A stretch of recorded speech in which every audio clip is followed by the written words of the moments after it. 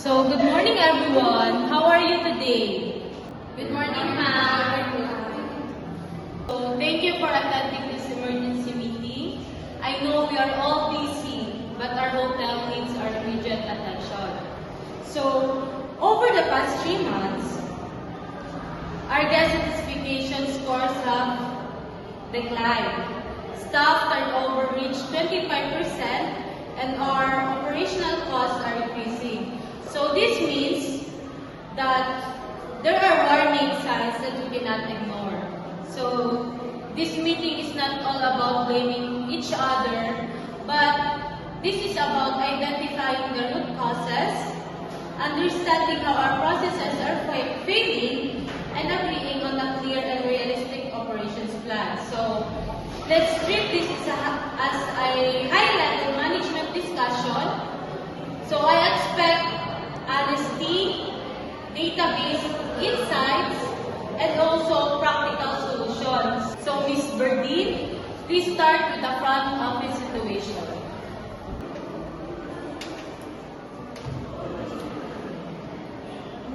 Thank you, Ms. Africa. The biggest issue in front office is slow check-in, which has become our main operational bottleneck. During peak hours, especially weekends and holidays, guests wait between 10 to 15 minutes just to complete check-in. This creates frustrations, negative first impressions, and stress for our staff. The root causes are very clear. First, we are understaffed due to recent resignations.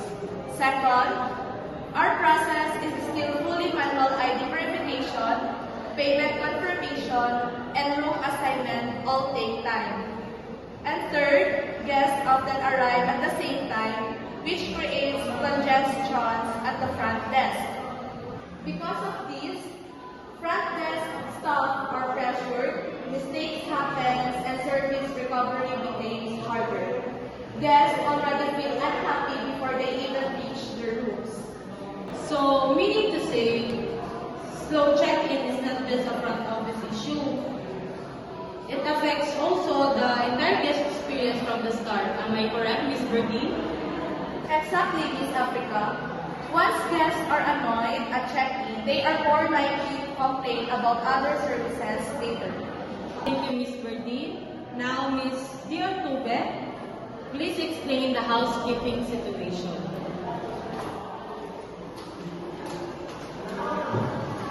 In East Africa, housekeeping is facing inconsistent room cleanliness, which is one of the top guest complaints. This problem is not because of lack of effort, but the real issue is high staff turnover and rush operations.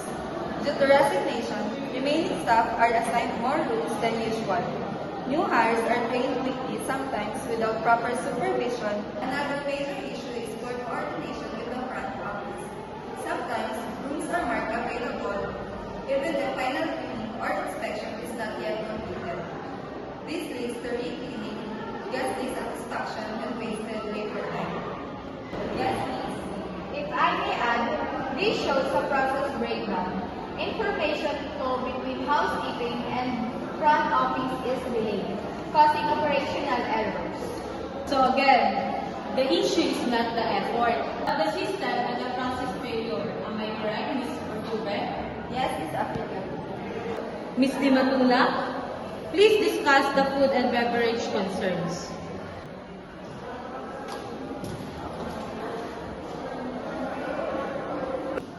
Yes, Miss Africa. The most common complaint is cold food delivery, especially for room service orders. The kitchen prepares food on time, but once orders are ready, there's no clear system to track which order should be delivered first. During busy hours, orders pile up, delivery staff get confused, and food stays too long at the counter. Aside from service quality, we also face high food waste. Because we lack proper demand for casting, we prepare more food than needed. This results in higher food costs, wasted supplies, and lower profit margins. So, service delay and resource waste are happening at the same time. Yes, and both problems are connected to poor planning and lack of systems. Mr. Arellano, what does the data say?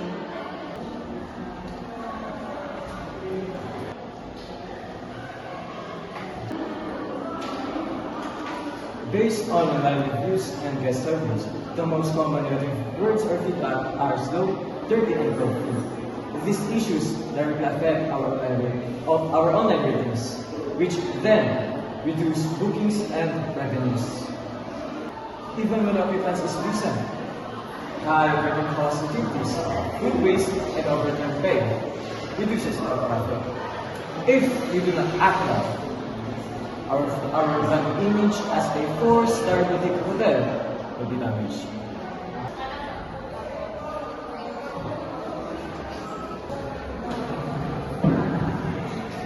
Thank you, Mr. Arellano.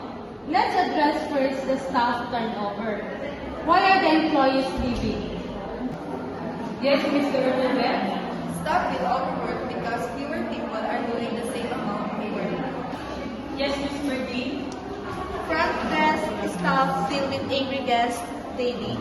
Without support or tools, morale drops fast. How about you, Ms. Dimacula?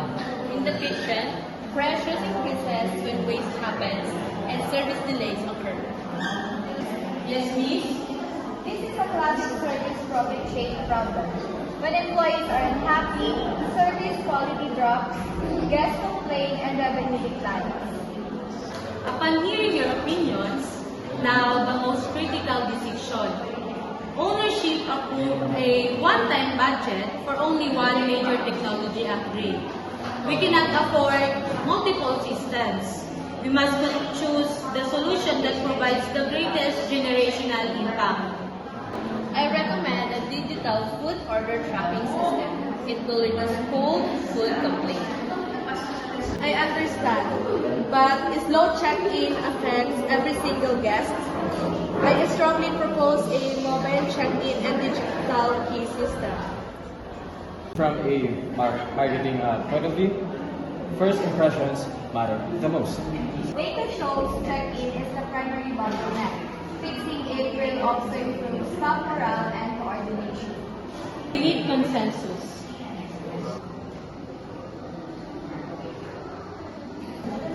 Decision made, we will invest in a mobile check-in app with digital key access. Guests can upload IDs, confirm payments, and receive digital keys before arrival. This reduces front desk workload and waiting time by at least 50%. Maybe we can better schedule cleaning because arrival times are clearer. So this technology improves process flow, especially service quality and staff morale. Next, sustainability. Ownership requires a measurable process change this quarter. We will implement pre-portioning and daily demand forecasting system. Food preparation will be based on reservations and historical data. My measurement is that the track will waste daily and aim to reduce waste by 10 to 15%. Housekeeping will introduce chemical usage tracking using measures and expenses. The goal is to reduce chemical and water usage by 10%. Approved. These initiatives reduce costs and support environmental responsibility. Improve morale, I suggest staff recognition programs and clearer scheduling. Agreed. We will also provide short training sessions for the new technology. So, to summarize our discussion, in service quality is mobile check-in technology to eliminate slow check-in.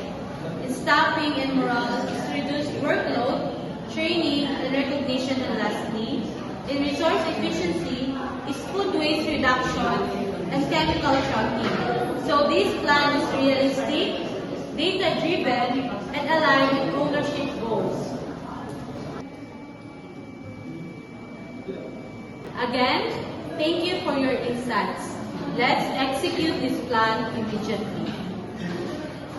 Agreed. Meeting adjourned.